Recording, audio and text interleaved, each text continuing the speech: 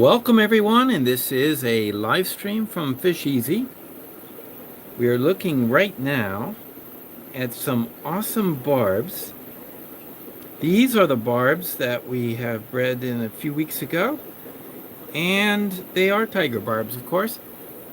Looking at them, they certainly look like they're coming along quite well. Hi everyone, and welcome to a surprise Sunday. I guess surprise, because usually it's Friday night, but to be honest with you, it would be nice to just have a quick live stream to show you some of the things that are happening. There's a lot of changes going on. It's not necessarily big changes, but maybe they are. Yeah, these fish are looking great. There's quite a few. Anybody want to care to guess their number?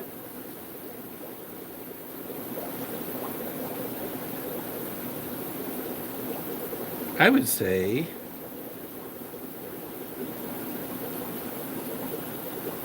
yeah, Jeff, you're close. I'm guessing 65? Oh my, Steve. You have no idea. Let me tell you one thing about counting fish.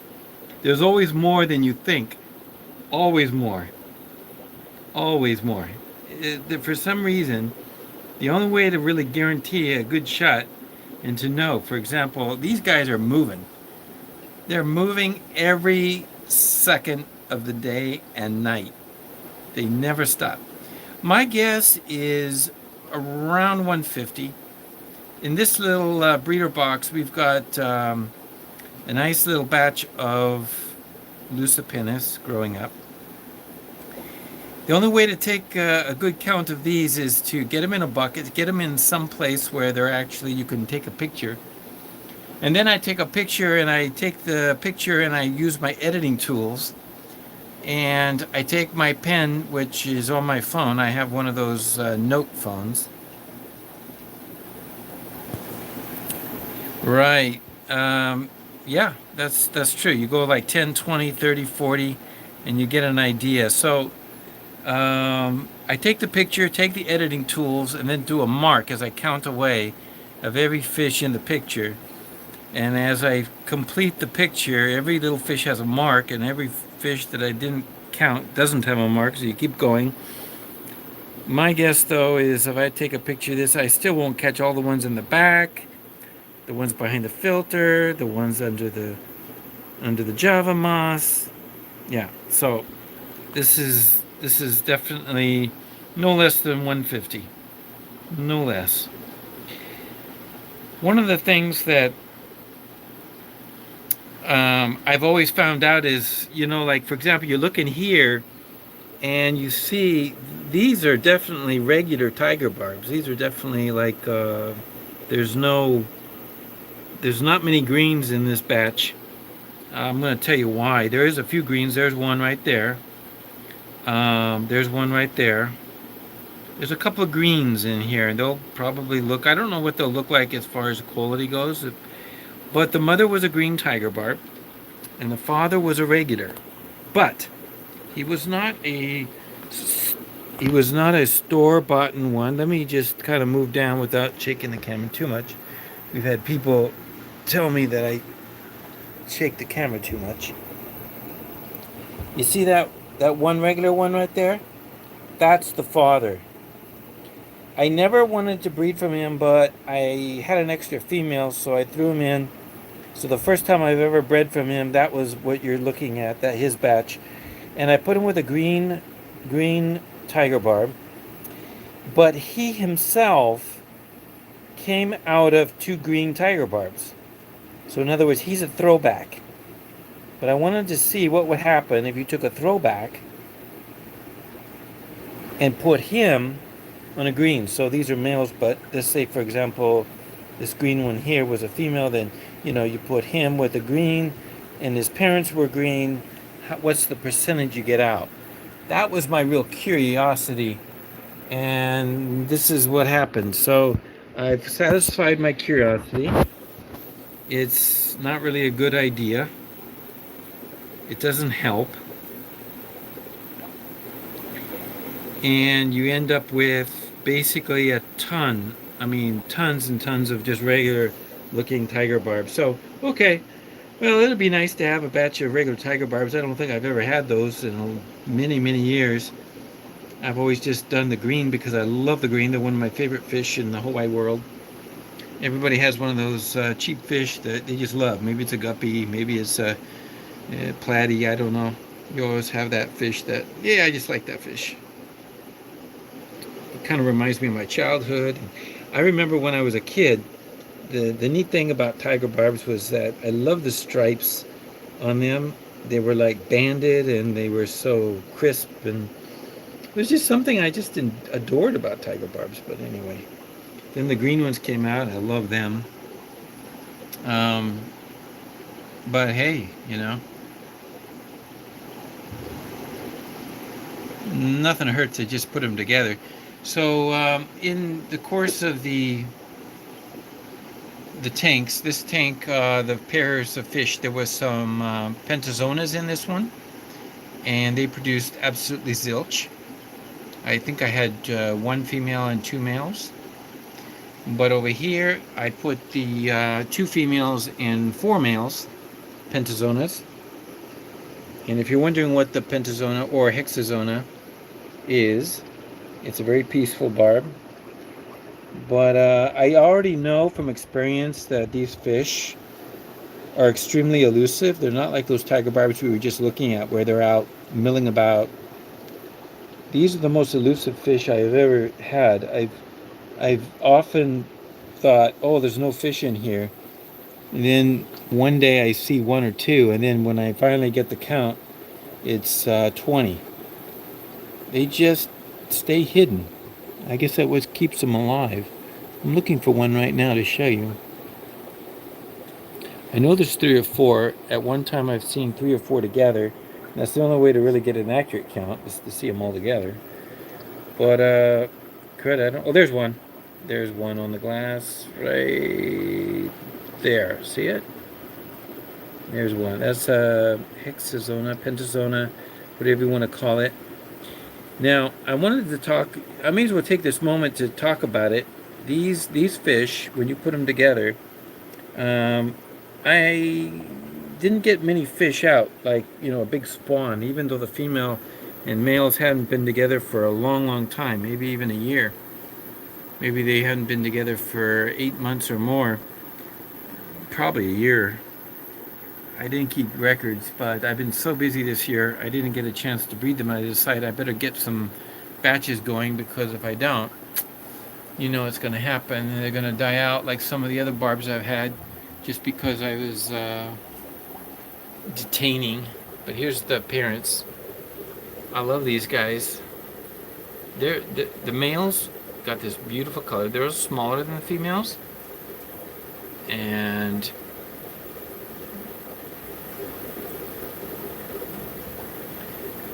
super hardy, yeah. And then the females are over here, just kind of in waiting. There they are. They were kind of, I don't know, standoffish in the tank with the males. But I want to share something with you, something that was shared with me some time ago at a meeting. Now, if you're a member of a local fish club, this is often what happens. You'll have speakers, and some of the speakers and friends that you'll have are going to share with things with you're going to learn a lot. That's why I really recommend, if you can't be a member of a club, local club that brings in speakers, try to get one like ours that's online. You can at least tie in with Zoom. But what I learned was, we had a speaker by the name of Bill Shields. Many of you might know Bill Shields. Bill Shields is a retired gentleman in Florida, and where he retired from was the fish farms. So Bill said something about breeding fish, and Bill was interesting. I'm going to set the camera down. Maybe we can get some position here. Bill Shields shared something with me that was really outstanding. He said, well, at least for me, it was like something that was kind of a revelation. What he said was, fish in general, especially egg scatterers, when you first put them together after they've been separated for a long time, they're still nervous. They don't really know what to do. So what they do in the fish farms, and he was the breeder. He was the actual fellow who went in every day into the breeding building, and they had these very small tanks set up, boom, boom, boom, boom, all in rows. And he said, take a pair and put it in each tank, okay? And what you'll end up with is some pairs will have nothing, some pairs will have something, some pairs will have a lot, some pairs won't have anything. So you do that. You go boom, boom, boom, boom, boom, and you play the numbers game. And that's what I've been doing here. I've been learning from that experience and hopefully doing something about it. So we've got tank 1, 4, 3, 2, 1 right here on the rack, right? So when I did it, in this case I had two tanks open for the Pentasaunas, so I put some of those females in one, and I try to do it at the same time. So if we get fry from both, great, we can combine them because they're going to be the same exact age. So 1, 2, 3, 4, and he said this is the key. He said what they would do after 24 hours is they would remove the pairs. They would take the pairs and they would all take them out. I like fish. Thank you very much for that super chat. I hope you can stay with us tonight. I think last week you had to bow out for a little while, but stay with us for a little bit. Pick up a few things. So you go 1, 2, 3, 4, and you pick them all out. You take the pairs and you divide the males and the females, put them back into their respective tanks. So they were only in the breeding tanks for maybe 24 hours. You know what I'm saying? 1, 2, 3, 4, 5, 6, 7. Boom. Now, there's something else. On top of that, you take them 1 week later and you do the same thing. Boom, boom, boom, boom, boom, boom, boom. Pairs in each one. And then remove them. Dun, dun, dun, dun, dun, dun. And each week, on a regular basis, you keep doing that. You keep doing that. He says, the fish become accustomed to the program. The fish soon realize that when they see the female, they see the male, this is the time. They're going to be, and they're already accustomed to being moved and transported. They're not skittish. They're used to that small tank. They got used to it. And that is how the fish farms breed their cardinals. They're cardinals, and they breed their other egg scatterers the same way. They go boom, boom, boom, boom, boom, and then they take them out, but they keep doing it on a regular basis, keep them separated, but keep putting them back together, keep putting them back together. He said also what it does, if you've ever had a situation where you see, let's say in my tank here I have a bunch of cardinals, and what's right in front of me I see there's about 8, maybe a dozen cardinals left. Now I've had them for a couple years and they're getting kind of old.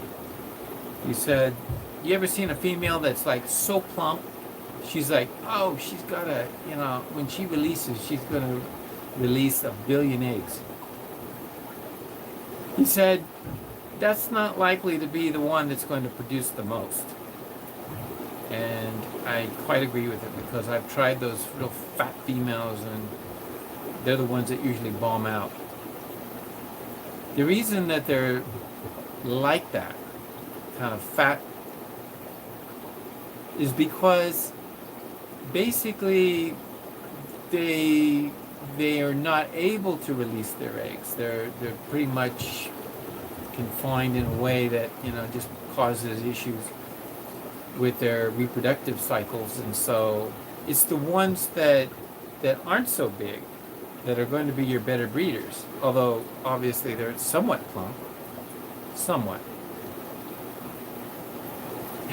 Hey, Mayor, how are you? There is some playoff games, I know, and it's big here in Canada, and I didn't want to intrude, but I just had to live stream right now because it wasn't going to happen this whole weekend if I didn't just say something right now. So I'm glad I could be here. So basically, I learned something from Bill Shields, and I'm going to try it out. I'm going to keep trying it out on the species that I really want to get the best results from. Now,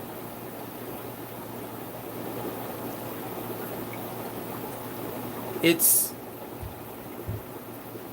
one of those things where, okay, I like the concept. I think it works, but it is a lot of work to set up. And then once you have a spawn like I do here, what am I going to do with half a dozen fry? I could probably try to pull them out and use maybe a baster. It's going to be a lot of work to try to get them out of that tank. I don't want to just, throw them out and say, it was a waste of time, because you never know. I don't know about these breeders, but I'm going to keep putting them back together on a repetitive basis. And by so doing, putting them in a repetitive basis, what it's going to do for me is it's going to see or test this out to see if these fish will get into the groove. I want to see if they can really produce. Now, this is, of course, for egg scatterers, not for cichlids, not for the rams, discus, and others, angelfish. It doesn't work like that for them, right? They're up. So now I have this empty one here, and I have this empty one over here, but I decided to fill it. And in a minute, when you see all the spawns I have dealing with, going on right now, and what we're going to talk about in the next few minutes, you'll understand completely why I decided I needed to dump some black rams here. I'm going to show you these black rams. This is the nicest batch. This is the nicest batch I've had for a while. And turning the camera around. These black rams are really nice. As you can see, they're growing, and I needed the tank, so I decided to put them in this one. I probably could have put them in one of the smaller tanks up on the top shelf, but they're doing so well. These are going to be our future breeders. They came from a batch that has produced all blacks, no golds. This has only happened twice here at FishEZ. And Mayor, if you know, we've talked about this before as to why, but I have some good news to really test out the theory. If you remember, the first time it happened, I lost the female ram right after that. But in this case, we have a second batch coming from 2LB2. 2LB2 is this pair. 2LB2, and let's just let you see what I'm dealing with right now. Right now, I've got to get some air. There's my little splitter. Tonight I got to do some work on the air lines, get some air going. It's up here, but I need to pop it in and get some air to all these small tubs. I need air going, and I only have like one or two going, and these are mostly eggs. When they're eggs, it's not so bad, but there's blue rams, black rams, black rams, and this is regular angels. You can see I've now color-coded the code numbers so I can tell you what species they are just by color. Over here, we've got 5 going across here, and 5 more going across here. Well, there's space for 5. 1, 2, 3, 4. And I took one out earlier. And I need air for this line over here too. Okay.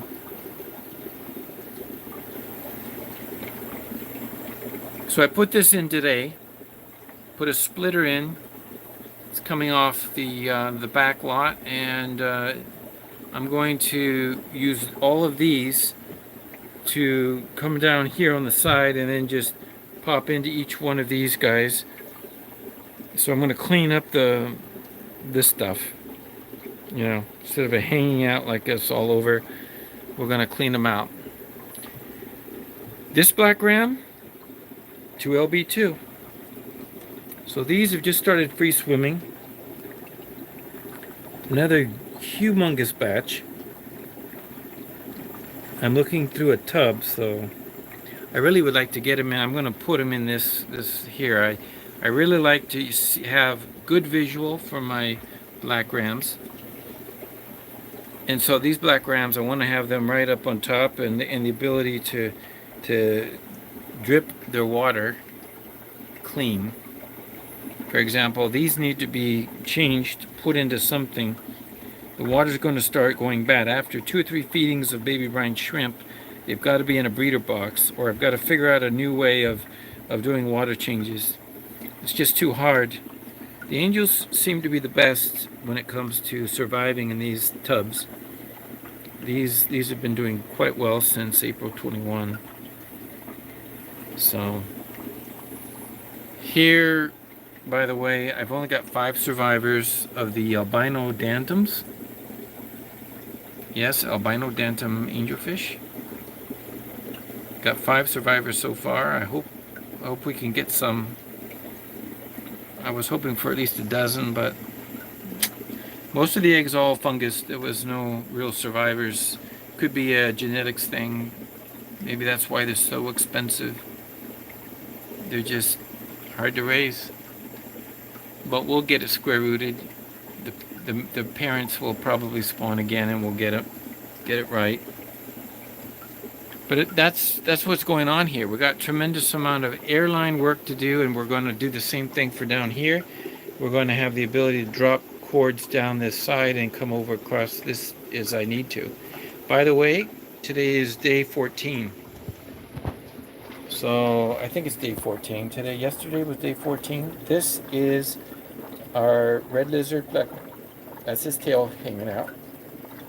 It's an open-ended cave. He's guarding his eggs in there. I checked about an hour ago and they were still eggs. I was expecting them to hatch yesterday. And I think I calculate day 12. So actually day 14 would be tomorrow, or day 13. I wanted to catch them before, and there were already some that started to hatch. Here's one. There's about 5 of them in here. Here's one in the back. Oh, 4. There's 4, 5, 6, 7, 8. Oh, they're popping out right now. There were only about 4 here earlier. Oh yeah, look at there. They're coming out right now. They're hatching as we speak. So Dad's in there. The red lizards are coming out right today. That's nice. In the morning I should see this place covered with babies. And I had to use a baster and get from outside the tank. Now his cave normally sits right here. But what I do is, because it's an open-ended and everything, it's not easy. I set this whole thing, I submerge it inside the tank. And then once I set it inside the tank, without the lid of course, I then pick up the cave from its lodged location and go straight up in the water and then put it into the breeder box. And by doing that, Dad stays fine. Dad's right there.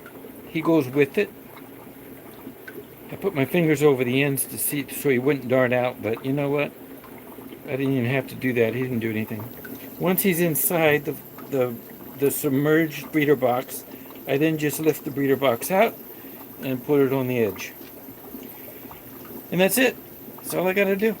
And now I've caught them all because they're hatching now. And Dad, after they finish hatching, will go back into the tank and a new female will be introduced in about a day or 2. This is the 3rd batch this year. Just to take a look at the batches, I'm going to go over here to the last batch. There were at least 40 in this last batch. I don't know how many I'm going to get from this blue one. This would be with a different female, of course. Every time it's a different female. I have like 8 different females I can use.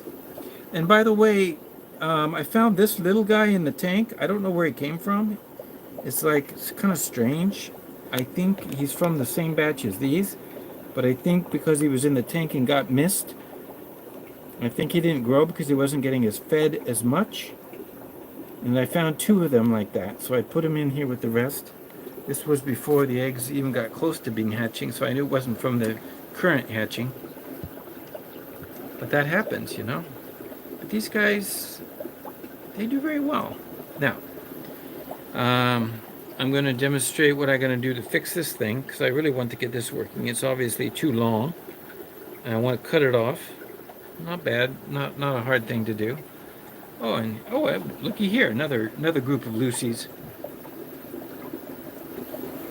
These are a little younger. But yesterday I went fishing. I pulled out these Lucy's, and they just hatched. They hatched. I found out the reason why when you take out the eggs and you put them in a jar like this, the amount of water that I'll have is about that much. Okay. So then I take dechlorinated water, conditioned water, and I just pour it in here real kind of sudden like, and just fill it up. And within seconds, all the eggs hatch. There was one or two that already had hatched, so they were just on the verge of hatching. But the act of pouring water into and stirring them up just made all the eggs just pop. And suddenly they all pop. Now, I don't know if you can see how many there are in here, but let me see if I can zoom in. I don't know if this is going to work.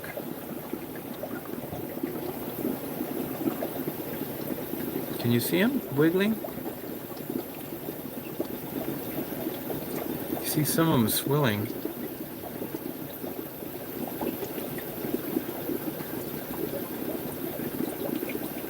The red lizards, from the time they're here, they feed and live on baby brine. So even today they hatched. I threw in baby brine into this, and I'll just keep putting in baby brine, live baby brine, and they immediately eat it, and their bellies become pink, kind of orangey, full. Right there. Hey Mayor, thank you so much for that super chat. Wow. I really appreciate your generous donation. Thank you so much. That is very kind of you.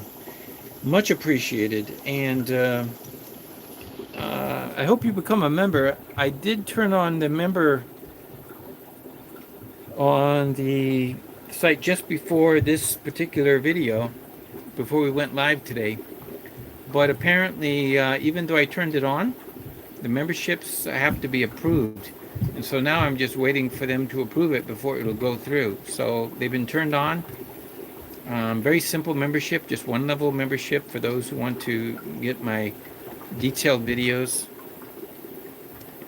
And if that's the case, then it'll be within, I don't know, within 24 hours, they say that they'll approve it or check it out. So anybody's interested in memberships, then hey, you're welcome to see. I have already posted an introduction video, and I already have some videos lined up for the members, so this will be kind of neat.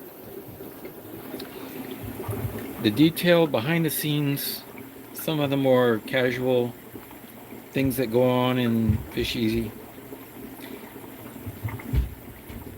Like, I'm already starting to think how I'm going to have these tubs. I lost this batch because I was not diligent enough to change the water. As you can see, it turned foul. When it turns white like this, I left it here only to show you. Yes, I make mistakes too, but of course, sometimes those things happen because, you know, we get to the limit of what we can do and our time is limited. And in my case, there was not much I could do. There was more important things to do, and I couldn't get to it. But after I fed these fish this morning, I came back a couple hours later, and basically the whole tank or the whole tub had gone white, you know, and they're all dead at the bottom. So that's a tragedy that has to be fixed. And so all day long I've been thinking about what's the easiest way to change the water. Now we're going to get into that as the months go on. I already have an idea using my bottled water changing system and my tube and my drip, but I've just got to get an overflow for a tub like this. So now I'm thinking, well, what do you need? Maybe I'm going to need maybe I'm going to need some sort of grommet for the side here so I can overflow it, and so I can just keep pouring fresh, clean water in and overflow it somehow. It's the same idea, principle I use over here. We can put water in the tank and it will overflow and go out.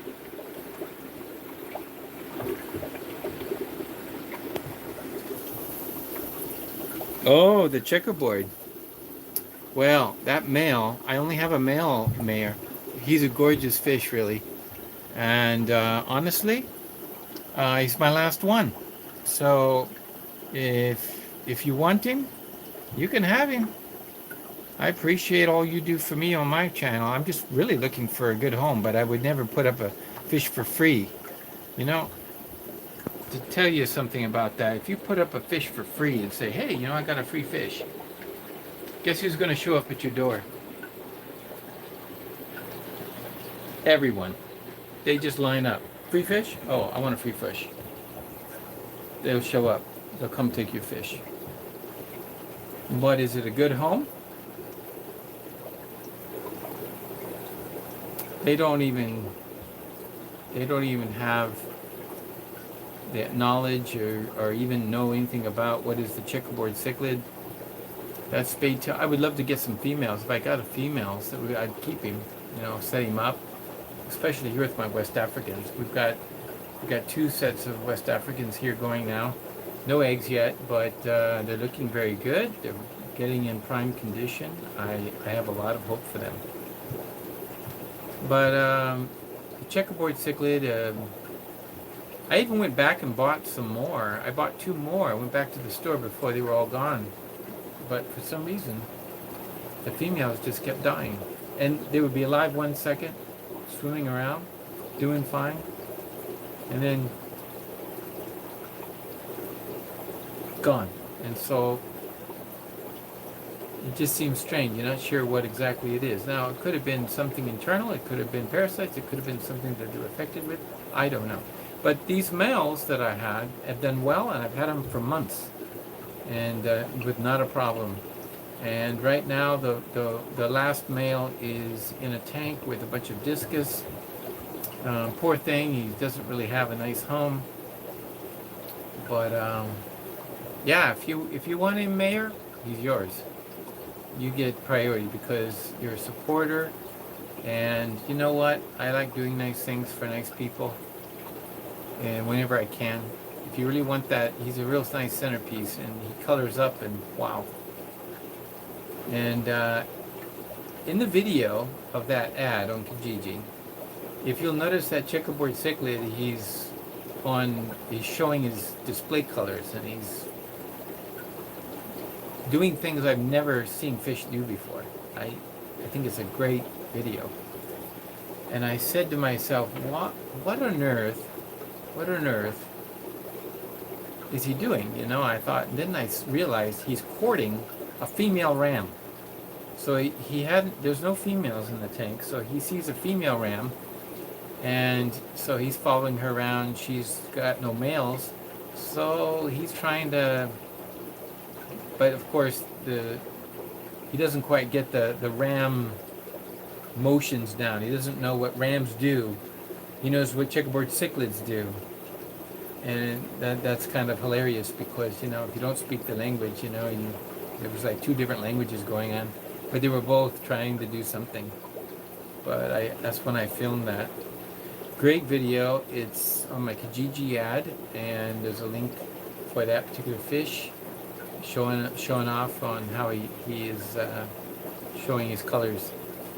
So getting back to what's happening here is a couple things. I've got so much under construction. We've decommissioned a few tanks, and I will show you those. These 3 tanks, our angels, have been moved to the grow out center.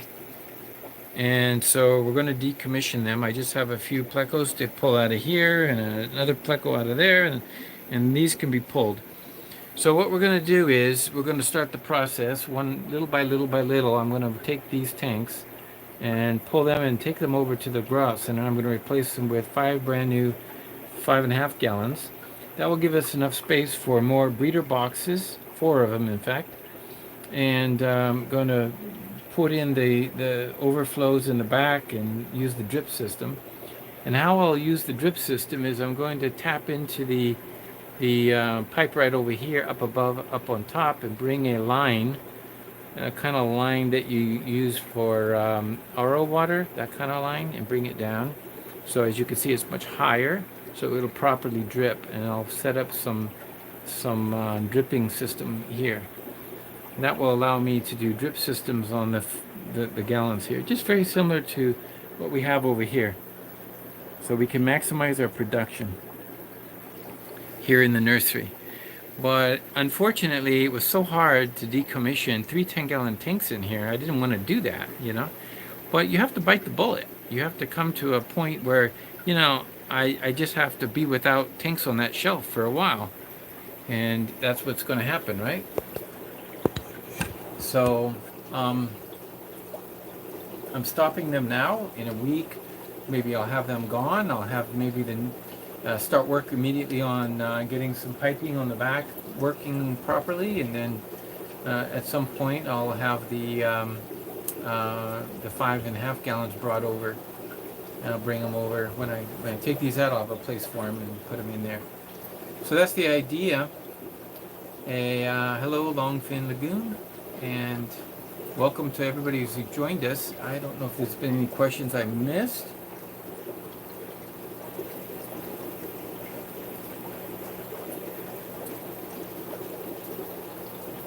Oh my goodness, yeah, see, you gave away, Mayor, your big money, and then they wanted to just sell it, yeah. See, you give away something, and, well, see, that's why I have it for a price. I have it for a price because it's for serious inquiries only. So in other words, if you're not serious, you know, it may be a fish that I would like to find a good home for, but I'm not looking for somebody just to buy it to resell it, so.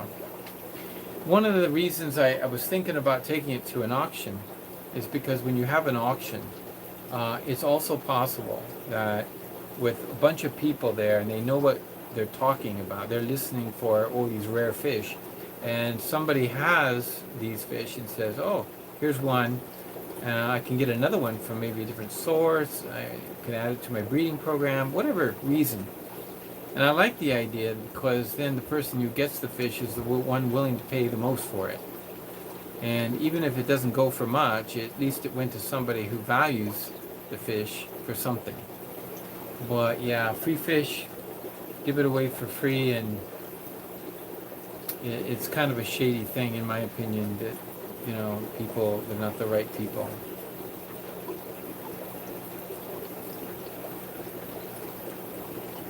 Oh wow. So Shady Grady says, do I use Prime? Well, I use Prime when I'm going to use it without letting it bubble for 12 hours or 8 hours. So if it bubbles and heats up and bubbles for 8 hours, usually it's good to go, and I can use it in any tank.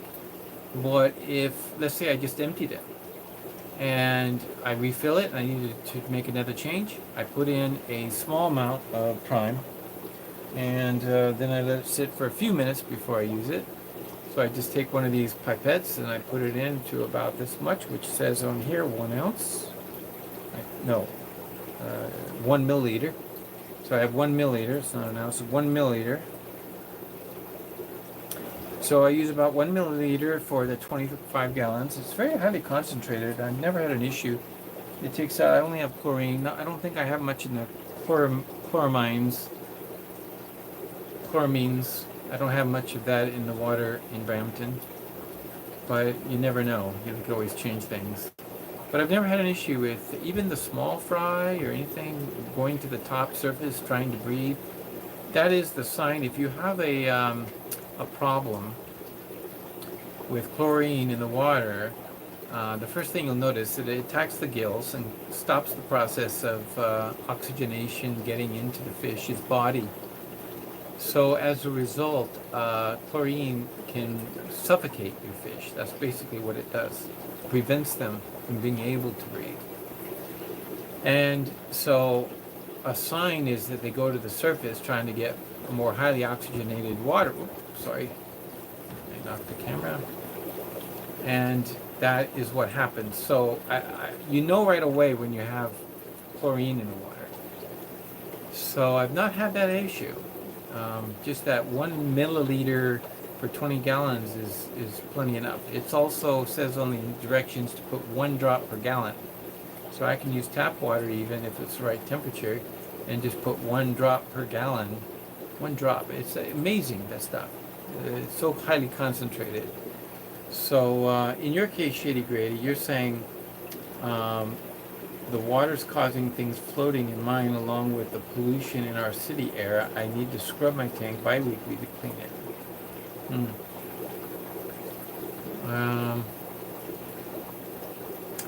You know, everybody's water department is a little different. It goes through a process, and that process can cause different issues, right? So if that's what you need to do. What? Oh my goodness, the wild heckles just spawned? Unbelievable. Well, Shelter Aquatics, that is great news. Thanks for sharing that here on FishEZ. You heard it first.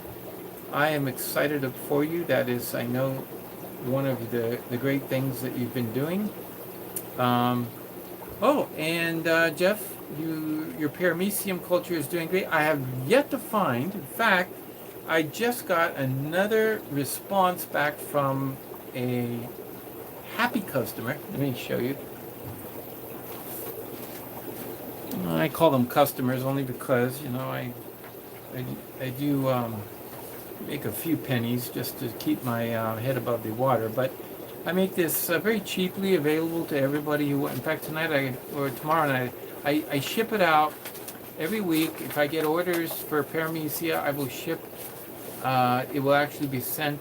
I prepare Monday nights and Thursday nights, so it'll be shipped Tuesdays and Fridays. But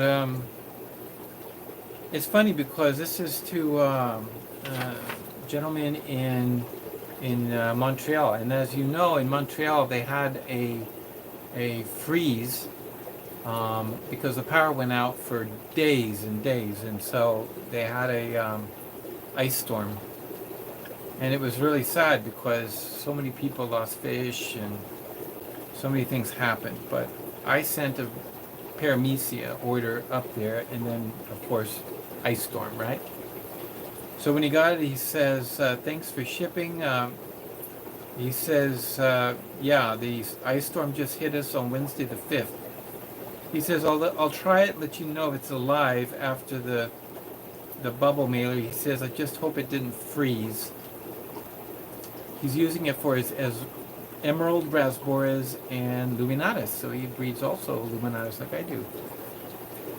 Well, I told him, yes, please tell us. And if it didn't work out, you know, I would help him out getting a replacement. But after he got it, and a couple weeks later, I get this email, and this is what he says. Because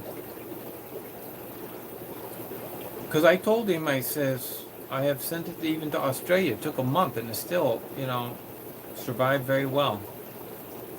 And also wanted to know if the ice storm was effective in killing off the paramecia. But he says, Michael, it survived. You can put that in your data. They survived from the day of shipping, April 5th, if I remember, through April 12th, in transit with no power. So 10 days, no power in transit due to an ice storm. So thank you very much from Quebec, and another happy camper, because, you know, basically, you know, this is why I make this available. I have a system that works, and I'm glad that it's working for you, Jeff, and others too.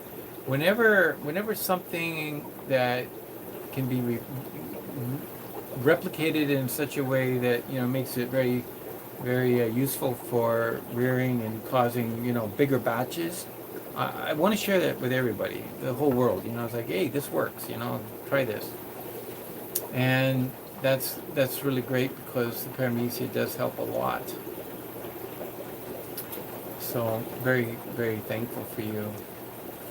And let's see.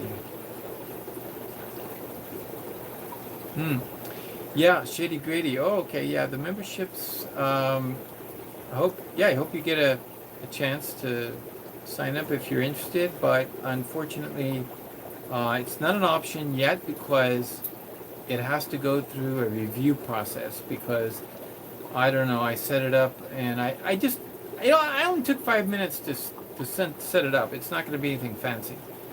But the idea being, I can go back and change some of the icons and things like that. I mean, a lot of places have these fancy stuff, but I don't have time to mess with that right now. If just using default things, and yeah, later I'll fix that up. But if they need to review it because I guess they don't know what I state in the, I just did it kind of quickly, and hopefully it'll just be routine check, and then poof, I just click the button and it'll be there.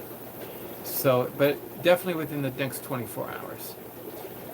So what else do I need to share with you today that I wanted to share? I was keen on sharing our plecos. I don't know how well they're doing. The leopard frogs. But I want to show you this. Here they are down here. I keep the light on the dark setting. They're doing well. They're young yet, though. I don't know if I'm going to get anything spawned out of them. I really don't know. But take a load of this.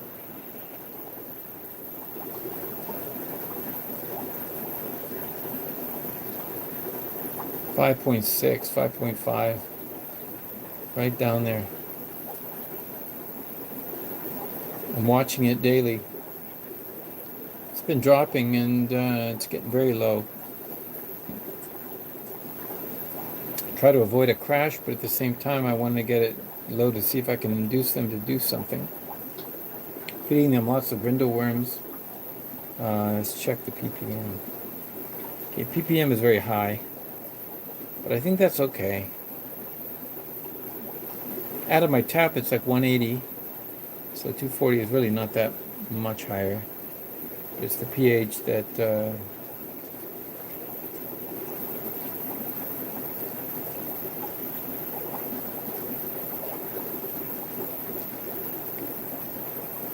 5.3, 5.4. Yeah, here it's going back up. Yeah, it's about 5.4. I'll go with that. It's about right. 5.5 yesterday.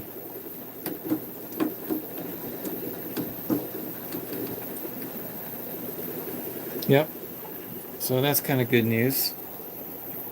And anything else to show? Well, not much else going on other than all these changes and all the things. I have repurposed the upper shelf. So this no longer will be breeding black rams or pairs of rams. This top shelf has four gallons on it. These 4-gallon tanks came used, and I've never even seen them for sale.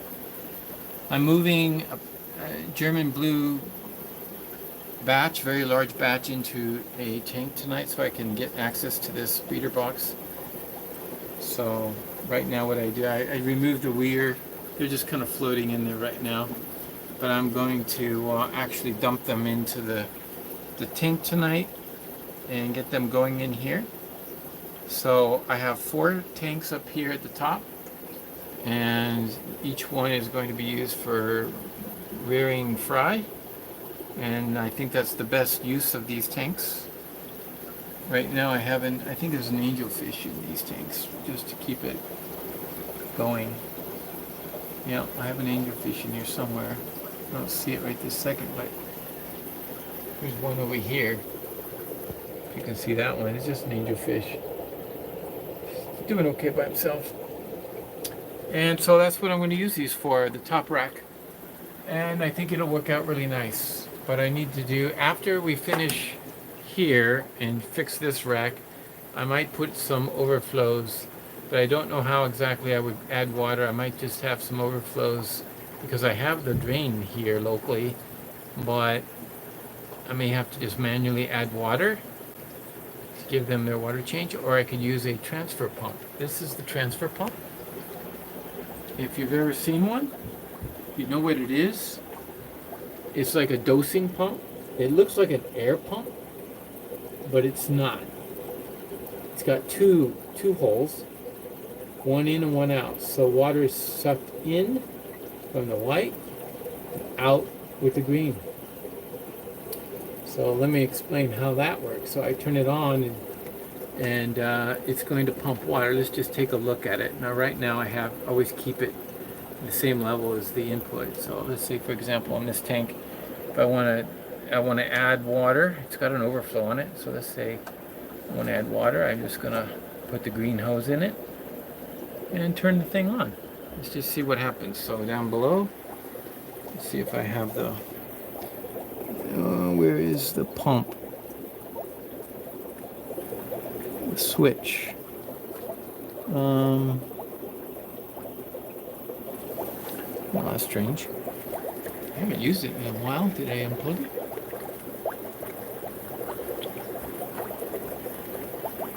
Huh. It's unplugged, I guess. Well, you're looking at what I'm looking at. I don't see a switch there. There used to be a switch there. My switch is gone. Huh. Well, I'm gonna have to track down the cord and find out where the plug is. I think it's that one in the back there. Just dropped down. Let me see if that could be a heater, but maybe not. I don't know. I don't know. What happened to that?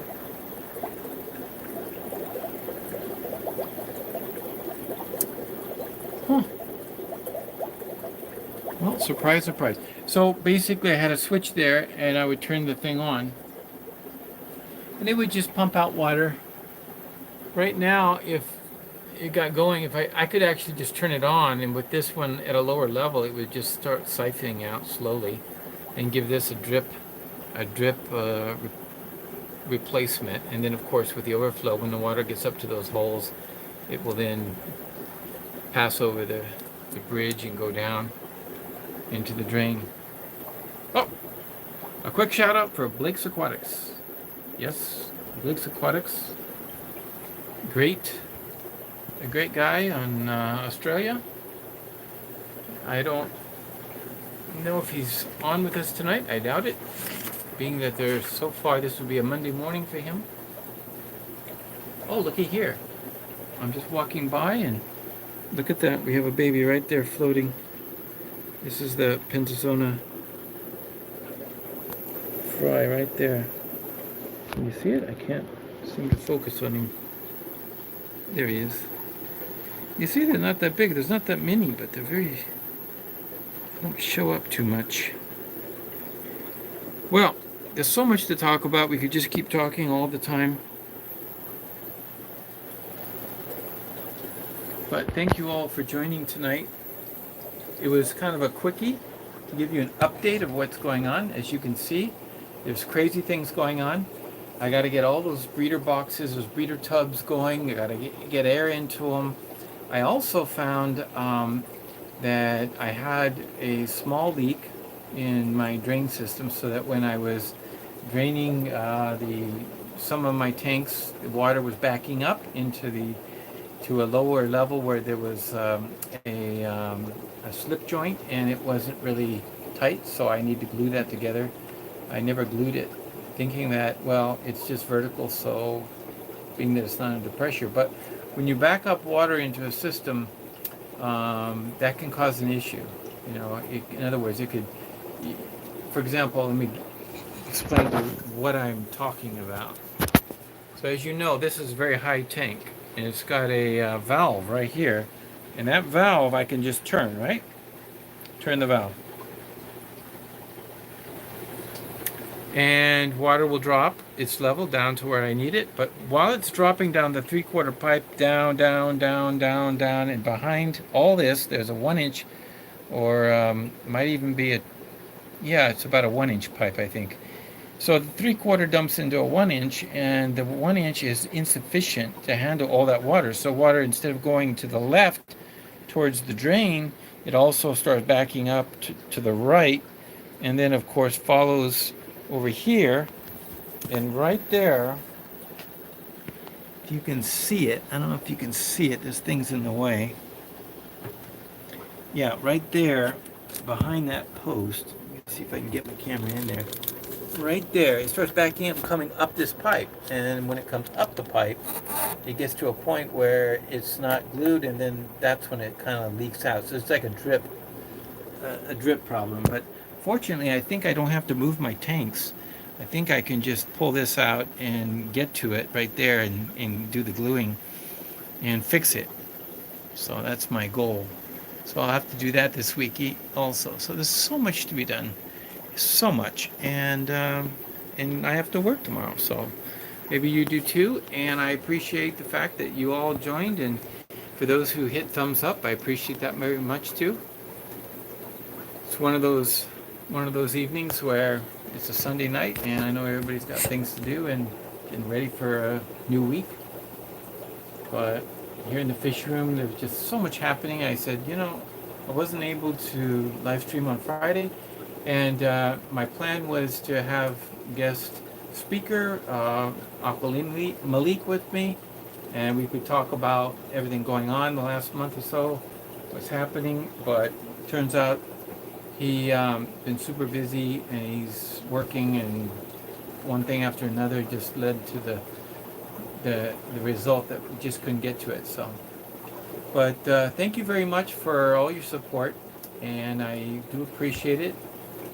Any last questions? I like what Jeff says. Projects are definitely never ending, and that is so true. My project list is so large, and all I'm doing is like fixing leaks. I'm like just putting a Band-Aid on this and running to the next project, trying to keep things flowing. Yeah. And Cataclysm is when? Is that coming up soon? That's one of those kind of events I would love to go to.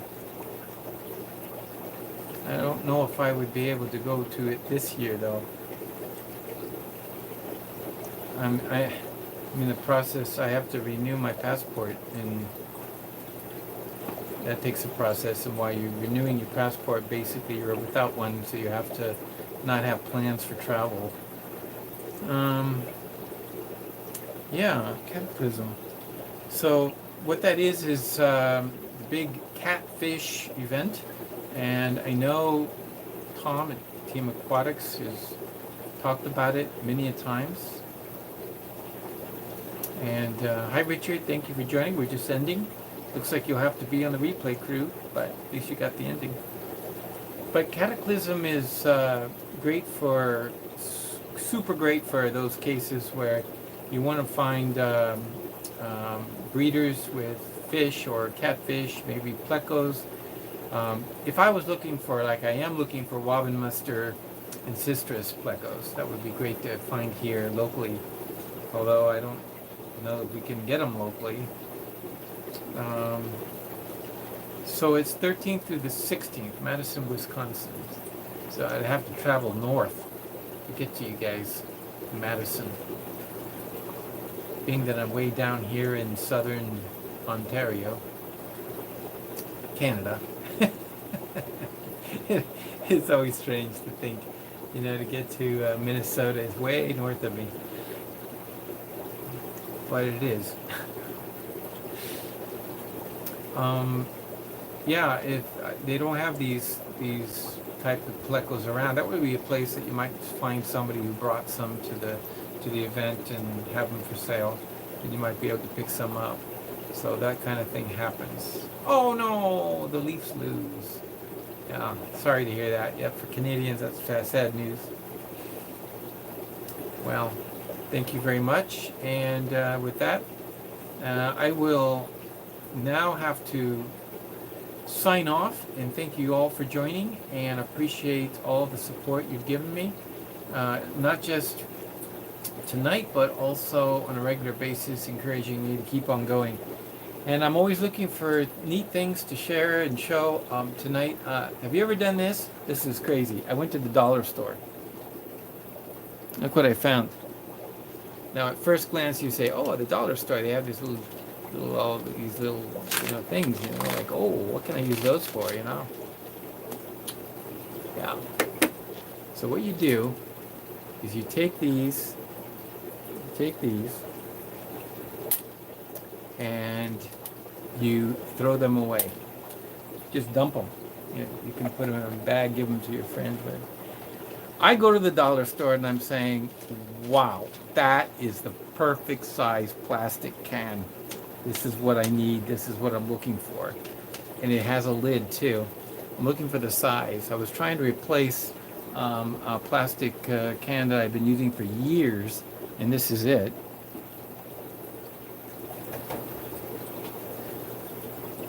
This is the one I'm using now, and it's okay, but I'm trying to find something similar, plastic. I don't want glass. I don't want it to break.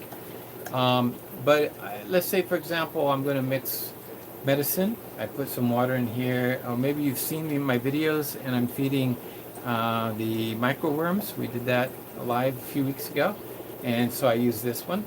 It's not even a half liter. I don't know. Pint size. Yeah, it looks like kind of a pint. But basically, this is what I've been using. Then you stir it up and you get rid of it all dissolved. Then you can pour it. It's just a perfect size because your tanks are such that I put it out here and I have a hole now that's a certain size. I can get this in and out. I can do all this with this size. Some of the bigger tubs, I can't get in here. I can't get in past these. I can't turn it. I can't do that. If I'm feeding, let's say microworms, and I want to feed it to this tank here, I got to get it up and over, and then start pouring from here. So that's why this size is so perfect. It just works well in the fish room. This one's a slightly smaller diameter, plastic again. I'm going to test this one out. They had two sizes, actually. I got another one, too. And I had to pay $2. Canadian $2, that is. That's, I don't know. It's like $1.60 US. So $1.60 and I get a plastic can. And what's inside? I don't know. These little plastic rhinestones or something. They look like little diamonds. I don't know. People use this for their decorations and things. It's just I don't want those. So I buy a $2 plastic bottle. Now it's just the perfect size. Spacers. Yeah, you could do that. I've always felt you could do that. That's a good point. I could use these because these are better than marbles because these ones don't roll around. They're kind of flattened ovals. They're flat, so they're not going to roll around. That's kind of a good use for them. I don't have any other uses. I have to think about it, but I will go ahead and try each one of these to see which one is the perfect size. And then I'll go back and get a couple more just to have a couple. I only need a couple, so for a couple dollars, what's the big deal? So that's what happens. You're like me, you go to the dollar store and everything you see is like, okay, what am I going to use? Oh, wow, look at that. That's something I could use in my fish room. One of my favorite places to go is like the secondhand store where, the donated, some of them are called like Salvation Army, or some of them are like, my favorite all-time place is called Savers, and it's all used stuff people donate, and then they turn around and sell it. And so you go in there, you go to the kitchen section, you get all kinds of neat stuff, used items that are great for fish rooms. Thrift shops, thank you. That's really what they are. Go to a thrift shop, find this stuff, and that's where I got, that's where I got this. Can't tell you how this bowl here is the perfect size for an egg trap. And that's what I pulled all those baby Lucipinus out of yesterday. a bowl that I got at a thrift shop. And what the sad thing is, though, when somebody says, oh yeah, um, could you do me a favor and tell me where I can buy those bowls that you use? And I'll tell them I found it at a thrift shop, so I can't tell you where to buy them. You know, it was the perfect size because a 4-inch pot, I think it's a 4-inch pot, goes perfectly on top and creates a nice cave for the fish to go into and lay. And let's see, the Fish Club that does the Zoom meetings, yes. Oh, did somebody ask in the beginning? Yes, the Fish Club is Peel Regional Aquarium Club. Their website address is not that. It is peelaquariumclub.org. So that's that's where I go, and where we have our meetings, and we had some interesting meetings in the past few months, and we have a couple more things planned. And you can also join for the Zoom part of it. It's only $10 Canadian for a year. That's not bad at all.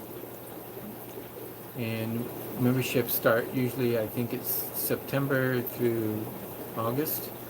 And for $10, the family can have a Zoom. If you're in the States, you can still join us for the speakers, and you'll get emails and Facebook notifications to know what we're doing.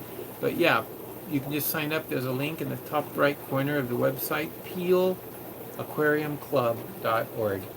So, yeah, see, 2-gallon glass jars. Wow, that's really nice. $2 for that. Yeah, see, you can't go wrong at a thrift shop.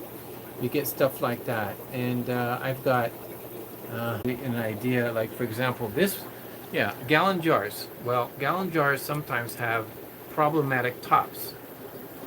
This top for this is a gallon jar, but you got a 2-gallon. But how wide is this? Would this tile go inside? And the answer is no.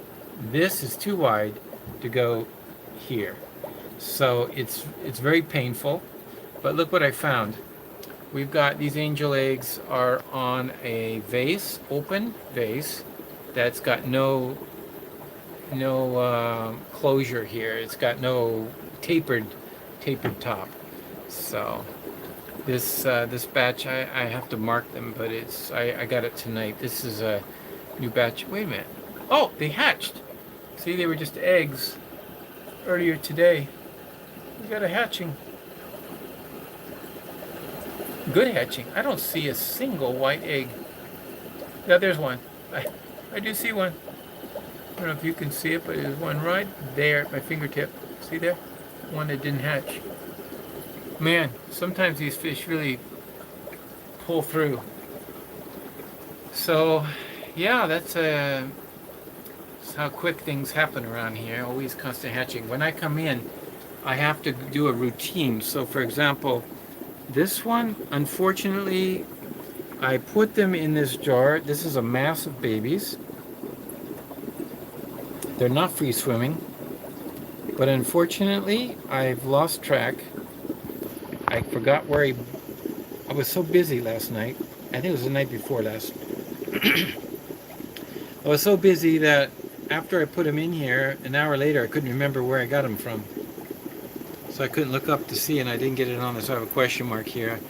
I don't know if they're German blues or if they're angels. But you know what?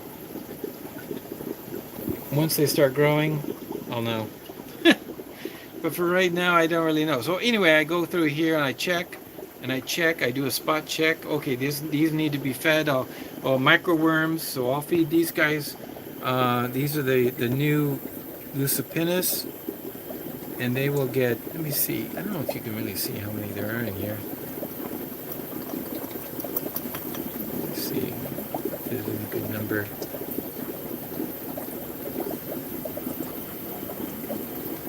Just want to stir them up a little bit and see if you get an idea of what we're dealing with. It's another big batch. I would say this batch,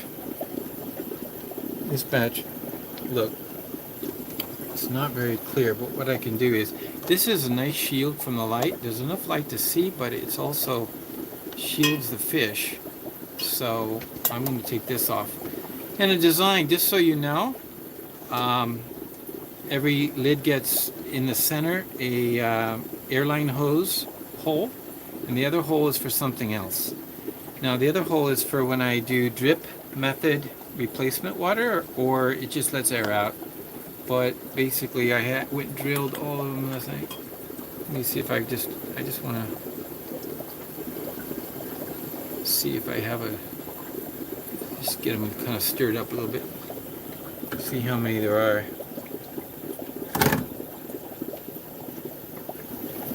Good number.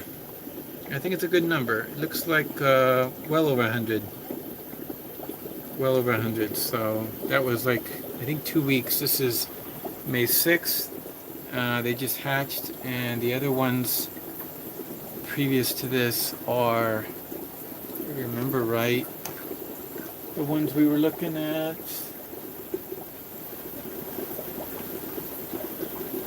April 15th. April 15th. There's no others.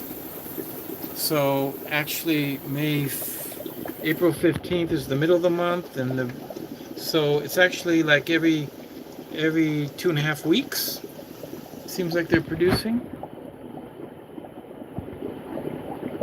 Yeah, with these I thought we were going to be overrun with, and we had a lot of them. We were raising quite a few, and you know. So these are 4/6. These are April 6th, and then there's also this is the batch before the other batch. So from the 6th to the 15th.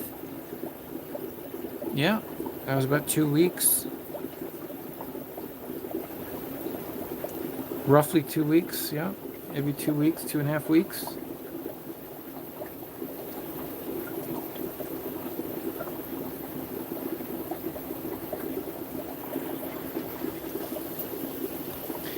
Well, that's tremendous, Shelter Aquatics.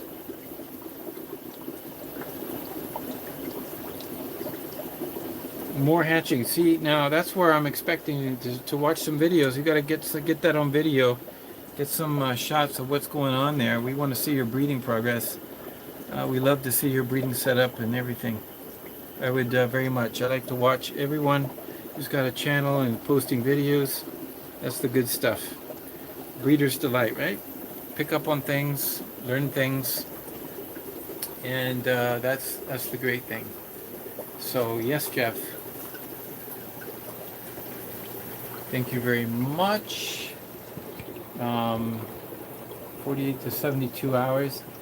In my room, the angelfish take a good 3 days. A good 3 days to hatch. But when it comes to, for example, the black rams that we were looking at earlier, they hatched, started to become free swimming. They're shorter. And I think it was mentioned, I think you're the one that mentioned it and said, you know, it's like they're born premature. And that's why they're super small. So it's like, you know how difficult it is to breed or take care of a preemie baby, right? And so it's like a bunch of preemie babies. They're just too small to eat baby brine shrimp. It takes longer, so the black rams is like, wow. They're a lot more work than the regular German blues. But once you get an idea with micro worms and with vinegar eels, I'm going to get a regular routine down so that I can produce the black rams like clockwork, because it's the only way. We have such a long waiting list for those here in Toronto. So, well, thank you so much, everyone, and I hope you have a great evening, a great weekend. I'm sure it was, and it was a rainy day here, so it wasn't much we could do outdoors, but you know, the days are coming where things will be a little nicer. So appreciate everybody coming and popping on this irregular evening. just to say hi and to share some great points. And Steve, I hope the best to all your um, heckles and all the wonderful specialty fish that you have. I really want to see some videos. Thank you so much for supporting the FishEZ channel, and we can just keep hacking away at it, getting these projects away. So,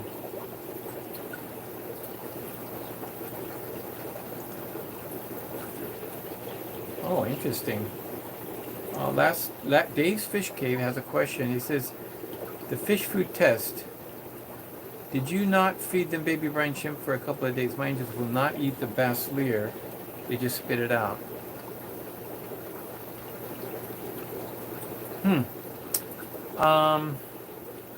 I've never had that issue. For me, they love the bass leer, but of course, when you're feeding baby brine shrimp, they would prefer that, right? So what do? Usually I just start tapering off, and yes, what I'll do the first couple of days, I put less, just a little bit of bass leer, and it goes to the bottom and sits there.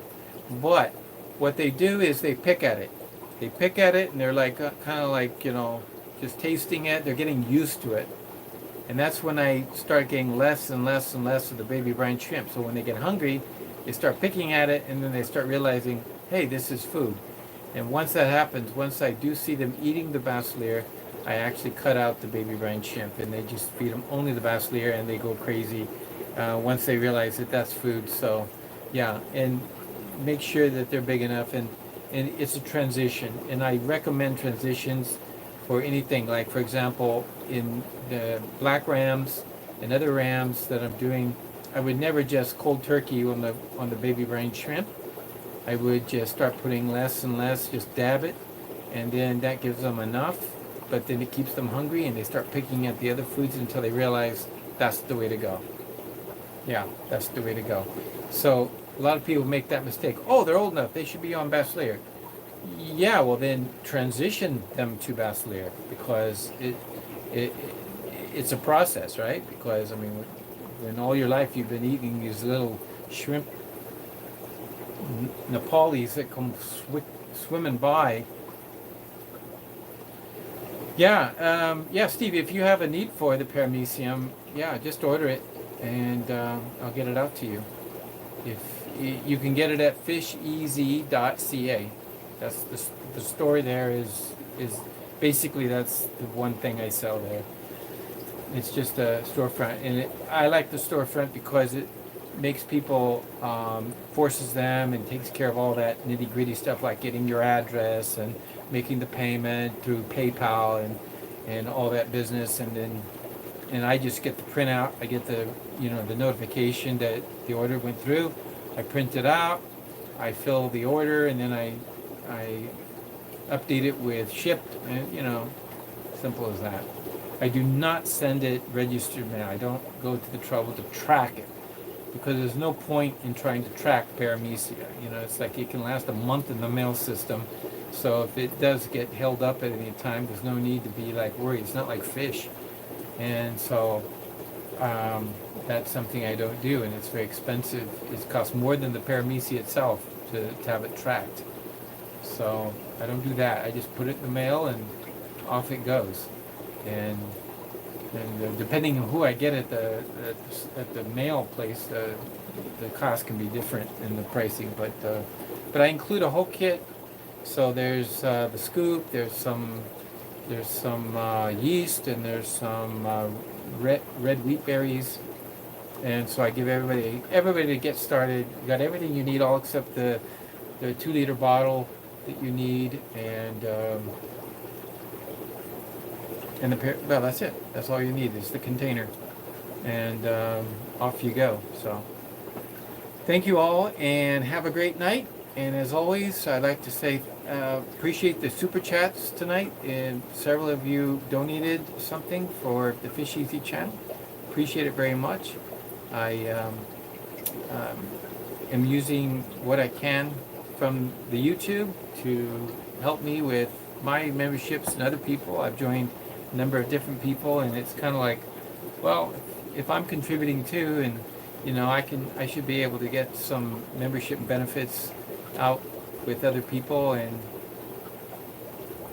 that's what I do. And of course, everything here is a very expensive hobby. Really, it really is. But it's a good hobby, you know. Keep people off the streets. At least that's what I think. But it's fascinating. Always so much to learn. There's an endless supply of fish that bring new ideas and thank you, Jeff, for the road. Yes, that was kind of you, very kind.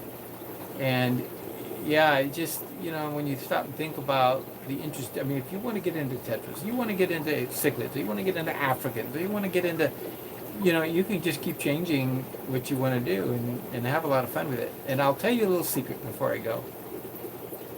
All my life, I thought that discus were difficult to keep alive, and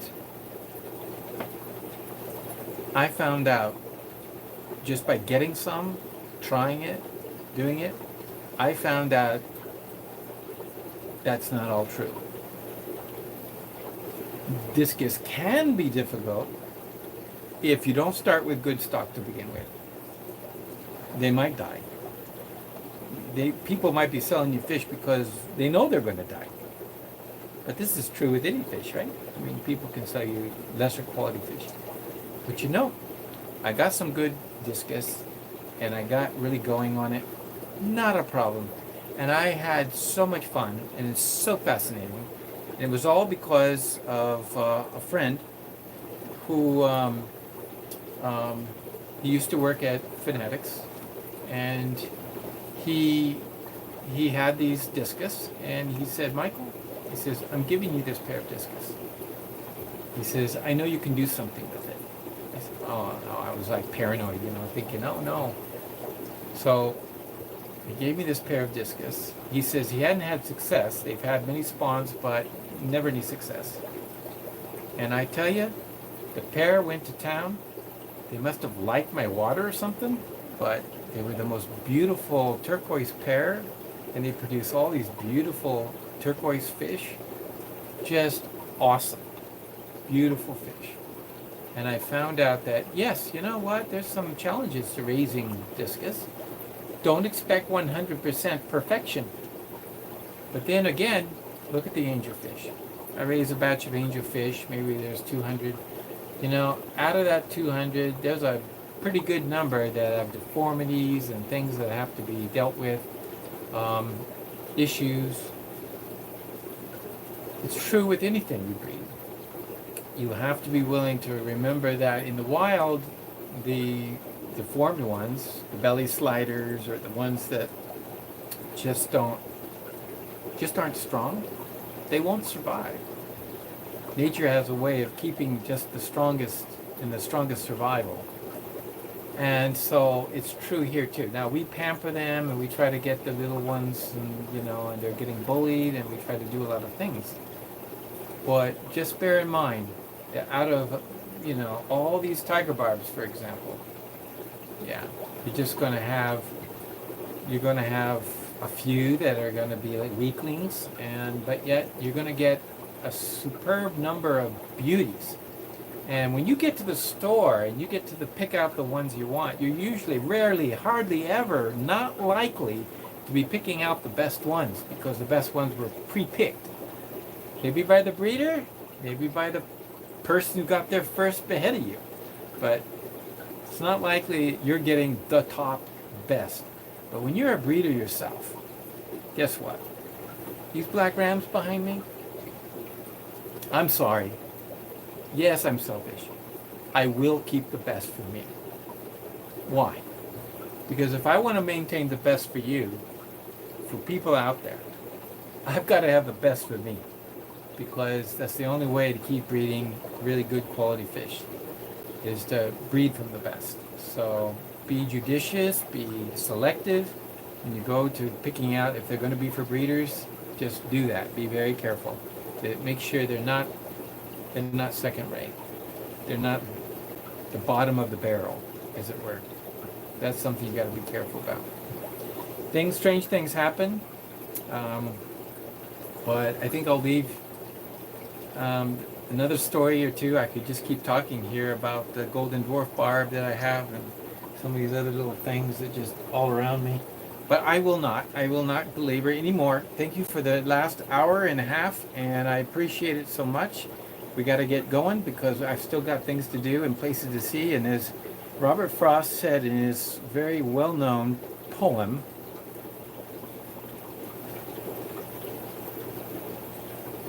and miles to go before I sleep. And miles to go before I sleep. You can Google that one. Good night, everyone, and thank you so much for everything, the support, the super chats and all, and have a great weekend, have a great time, and good night. Keep it real. That's important.